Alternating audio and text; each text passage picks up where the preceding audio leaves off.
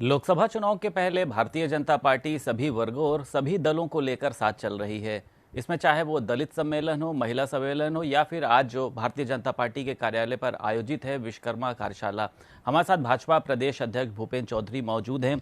लगातार सर आप लोग सम्मेलन करा रहे हैं और आज जो प्रदेश कार्यालय पर एक सर विश्वकर्मा की कार्यशाला कराई जा रही है, इसके पीछे की क्या मंशा है सर? नहीं,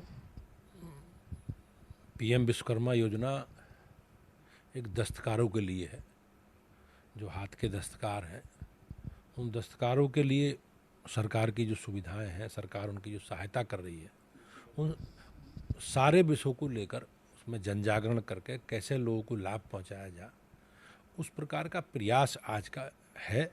और मुझे विश्वास है कि माननीय प्रधानमंत्री जी का जो संकल्प है, सबका साथ, सबका विकास और सबका विश्वास, उसी रूप में हम लोग आगे बढ़ रहे हैं। 5 राज्यों के सर जो विधानसभा चुनाव की अगर तैयारियों की बात करी जाए, आपने तमाम मंत्रियों को सर वहां पर उतारा है, तो किस तरीके की तस्वीर सर लग रही है? कांग्रेस अलग जीत का दम भर रही है, समाजवादी पार्टी का अलग कहना है सर।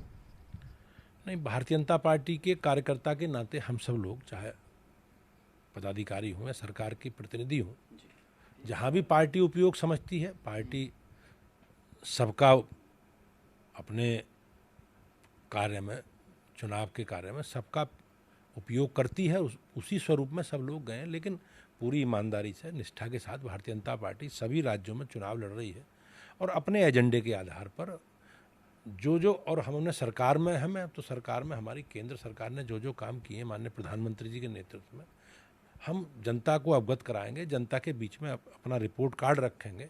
और मुझे विश्वास है माननीय प्रधानमंत्री जी के नेतृत्व में भाजपा को इन सभी राज्यों के साथ साथ देश में भी, लोकसभा चुनाव में भी भाजपा को आशीर्वाद मिलेगा।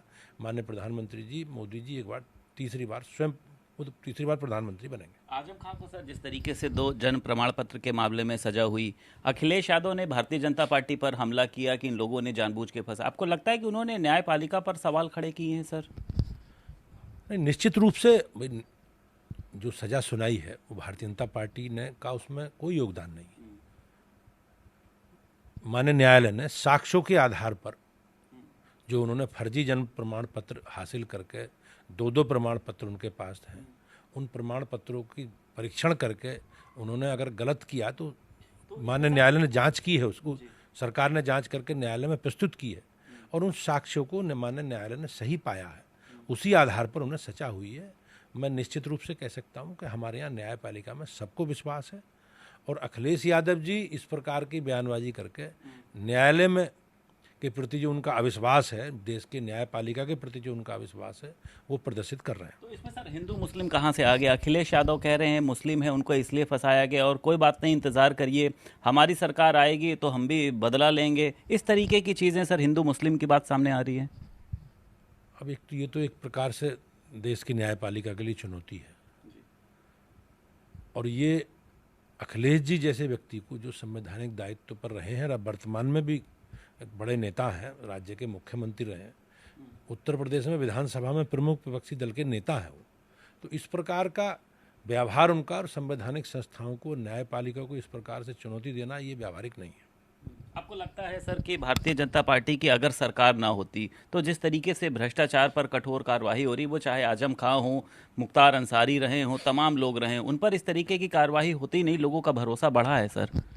मैं ये कह सकता हूँ आपके कि हमें, हमारी पार्टी ने, हमारा जिन विषयों पर हमें जनादेश दिया उसमें भ्रष्टाचार एक बड़ा विषय है और हमारी सरकार उन सभी भ्रष्टाचारियों को, उन सब लोगों को चिन्हित करके माननीय न्यायालय उन पर कार्रवाई करे, इसके लिए हम सब लोग, हमारी सरकार पूरी पारदर्शिता के साथ, ईमानदारी से साक्ष्य जुटाकर माननीय न्यायपालिका के सम्मुख रख रही है और ये हमारा कमिटमेंट है और जनता ने हमें इसीलिए चुना है। अखिलेश यादव आज शाहजहां के दौरे पर हैं, वो तमाम दौरों में पहुंच रहे हैं, आप लोगों की विफलताओं को गिनाना या फिर बताना कि आजम खां को फंसाया गया है और हमारी सरकार आएगी तो हम लोग बदला लेंगे मुस्लिमों के चलते। ये तो आपको लगता है इससे कोई नुकसान पहुंचना है जिस तरीके से अखिलेश यादव दौरे कर रहे हैं?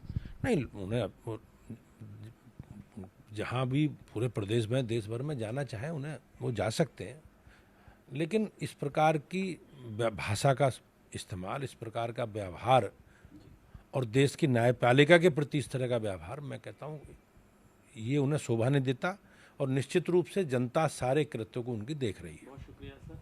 भारतीय जनता पार्टी के प्रदेश अध्यक्ष भूपेन्द्र चौधरी हमारे साथ मौजूद थे। लखनऊ से वीडियो जर्नलिस्ट एस के वर्मा के साथ संदीप खेर, भारत समाचार।